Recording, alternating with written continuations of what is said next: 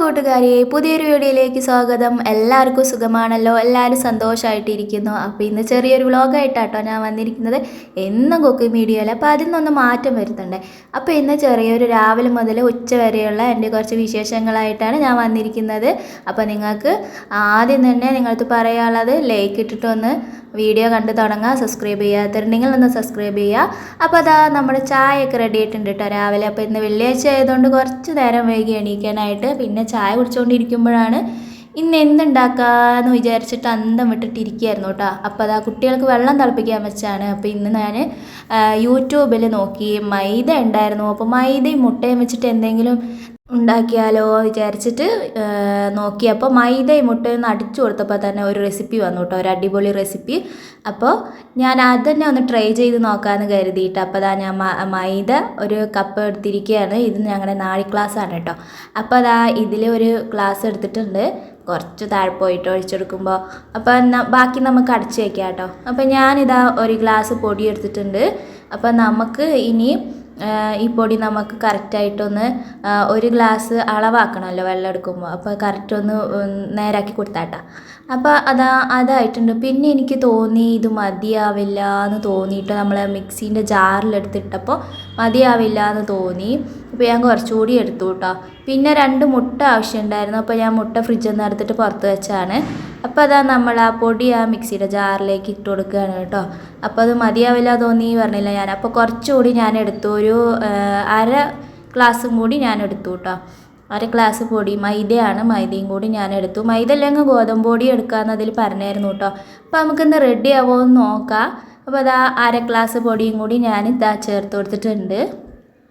ഇനി നമുക്ക് ഇതിലേക്ക് പിന്നെ ചേർത്ത് കൊടുക്കാൻ പോകുന്നത് ഉപ്പാണ്. ഉപ്പ് ചേർത്ത് കൊടുത്തിട്ടുണ്ട്.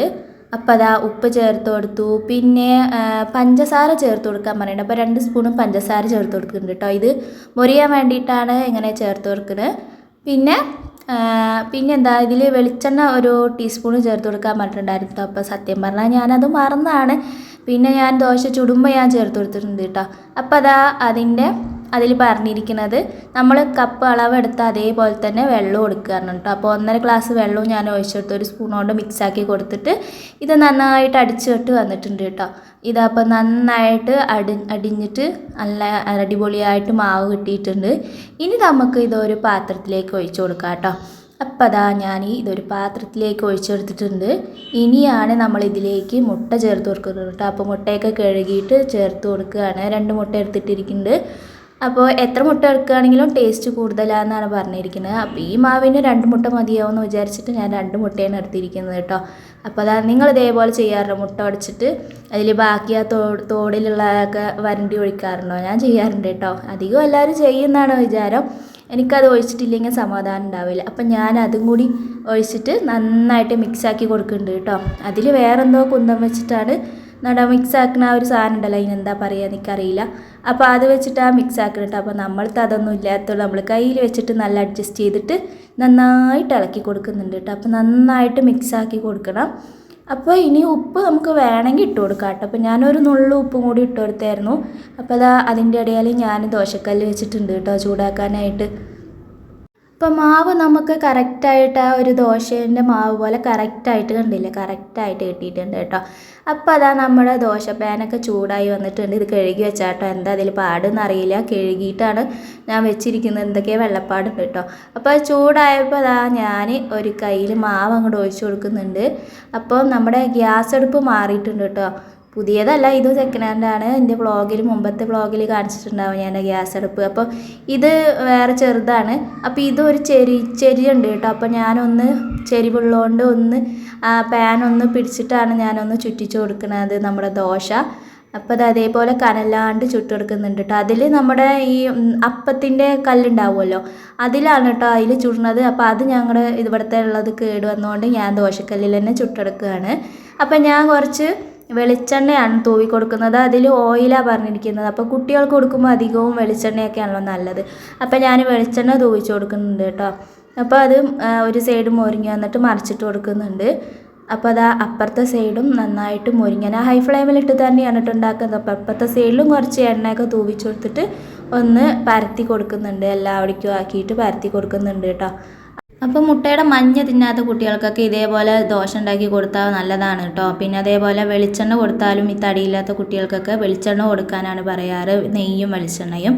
അപ്പോൾ ഞാൻ വീഡിയോയിൽ കണ്ട പോലത്തെ ഒരു കളറ് കാണില്ല കേട്ടോ, ഇതിൽ കണ്ടില്ലേ. അപ്പോൾ ഞാൻ ഒന്നുകൂടി എടുത്ത് മറിച്ചിട്ട് കൊടുത്താൽ കേട്ടോ. നോക്കുമ്പോൾ ദോശയ്ക്ക് ഇഷ്ടമാവേണ്ട അപ്പുറത്തേക്ക് പോയി, പിന്നെ ഞാൻ അതിനെടുത്ത് വെച്ചു. അപ്പോൾ കുട്ടികൾക്ക് മൂത്ത ആൾക്ക് എന്തെങ്കിലും കറി വേണം അപ്പോൾ ദോശേൻ്റെ. അപ്പോൾ ഞാൻ തട്ടിക്കൂട്ട് ഒരു ഉള്ളിക്കറി അങ്ങോട്ട് ഉണ്ടാക്കി കേട്ടോ. അപ്പോൾ ഉള്ളിയും തക്കാളിയൊക്കെ തണ്ടിലിൻ്റെ വലിയ ബളങ്കാച്ചി കുക്കറാട്ടോ. ചെറിയ കുക്കർ കേട് വന്നുകൊണ്ടാണ്. അപ്പോൾ എല്ലാം കൂടി അതിലിട്ടിട്ട് ഒരു ഉള്ളിക്കറി ഉണ്ടാക്കി. ഇത് നല്ല സോഫ്റ്റ് ഉണ്ട് കേട്ടോ. നമ്മൾ ചപ്പാത്തിയൊക്കെ പൊന്തി വരുന്ന പോലെ നല്ല വെള്ളങ്ങളൊക്കെ വരുന്നുണ്ട് കേട്ടോ. കണ്ടില്ല, നല്ല സോഫ്റ്റ് ആയിട്ടാണ് കേട്ടോ.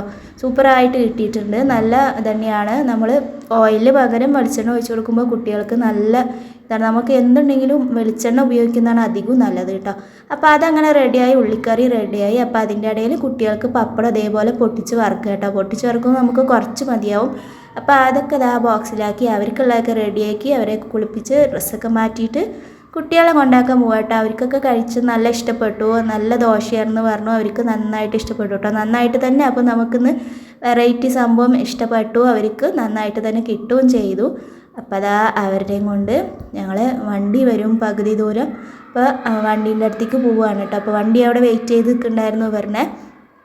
അപ്പോൾ വണ്ടിയിൽ നിന്ന് ഇറങ്ങിയിട്ട് ഞങ്ങൾ സ്കൂൾ വണ്ടിയിലാണ് കയറ്റിയിട്ട് അതാ വണ്ടി പോയിട്ടോ. അപ്പോൾ അതാ അവിടെ ഞങ്ങളുടെ തിങ്കളാഴ്ച ഇവിടുത്തെ വേലയാണ് കേട്ടോ, വേങ്ങശ്ശേരിത്തെ വേലയാണ്. അപ്പോൾ അവിടെ പന്തലിട്ടിരിക്കുകയാണ്, അവിടെ നിന്നും വേല പോകുന്നുണ്ട്. അപ്പോൾ ഇവിടെ 2 മയിലിനെ കണ്ടപ്പോൾ അപ്പുറത്ത് വീഡിയോ എടുത്താൽ കേട്ടോ. അപ്പോൾ ഇപ്പുറത്ത് കൊയ്ത്തൊക്കെ കഴിഞ്ഞിട്ട് പാടത്ത് ഇങ്ങനെ ഉരുളുരുളാക്കി വെച്ചിട്ടുണ്ട്. ഒരു ഉരുള വീട്ടിലേക്ക് എടുത്തുകൊണ്ട് പോകാൻ തോന്നിയിട്ടോ, നല്ല ചന്തമുണ്ട് കാണാനായിട്ട്. അപ്പോൾ ഞാനിതാ വീട്ടിലേക്ക് എത്തി. അങ്ങനെ ഇതാ അപ്പോൾ ഇന്നലത്തെ ഉപ്പുമാവ് എടുത്ത് വെച്ചിട്ടുണ്ടായിരുന്നു ഫ്രിഡ്ജിൽ. അപ്പോൾ അത് ഞാൻ എടുത്തിട്ട് പുറത്ത് വെച്ചാണ് കേട്ടോ, എനിക്ക് കഴിക്കാൻ വേണ്ടിയിട്ട്.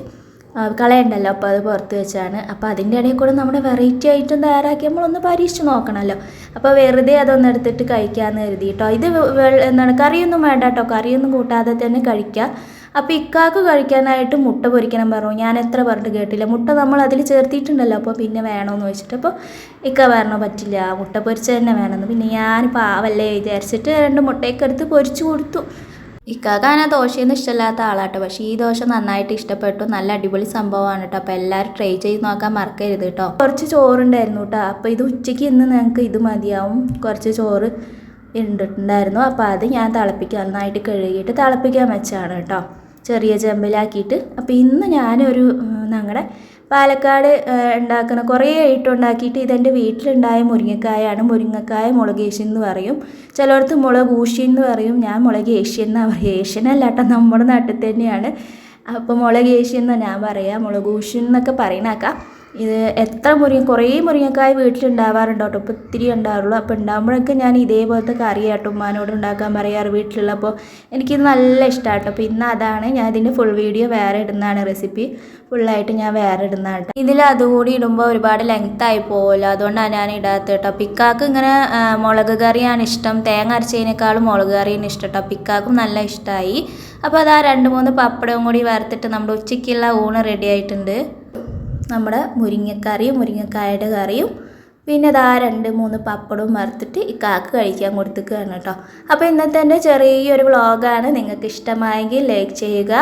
അതുപോലെ സബ്സ്ക്രൈബ് ചെയ്യാത്ത കൂട്ടുകാരുണ്ടെങ്കിൽ പ്ലീസ് ഒന്ന് സബ്സ്ക്രൈബ് ചെയ്തിട്ട് സപ്പോർട്ട് ചെയ്യണേ. അപ്പോൾ മറ്റൊരു അടിപൊളി വീഡിയോ ആയിട്ട് വീണ്ടും കാണാം. Thank you for watching. By.